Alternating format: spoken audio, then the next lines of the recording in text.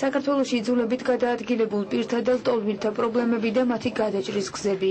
Ამ საკითხებთან დაკავშირებით დღეს აფხაზეთის ავტონომიური რესპუბლიკის მთავრობის ხდომაზე იმსჯელეს.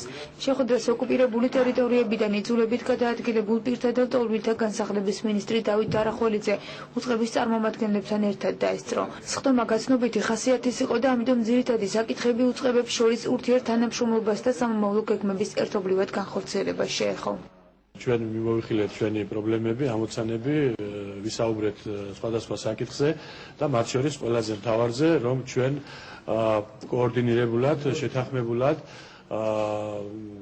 ვიშრომოთ, ვიმოღვაწოთ ჩვენი დევნილების და ზოგადად იმ პრობლემების მოსაგვარებლად და გადასაჭრელად, რომელიც დგას აფხაზეთის მთავრობის წინაშე და საქართველოს დევნილთა და განსახლების სამინისტროს წინაშე. ჩვენ ვართ ერთი მიზნისკენ მომართული. ეს მიზანი არის დევნილთა პრობლემების მოგვარება.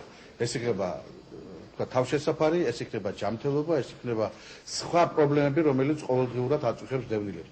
ეხლა ახლოვდება ზამთარი. ძალიან სერიოზული პრობლემები შეიძლება შეექმნას ელექტროგაყვანილობასთან და გათოვასთან დაკავშირებით. ამიტომ ამ საკითხზე ჩვენ ვაპირებთ განსაკუთრებულ ურთიერთობას სამინისტროსთან ერთად, თელასის ხელმძღვანელობასთან, რამე თუ იქ არის რაღაც პრობლემები.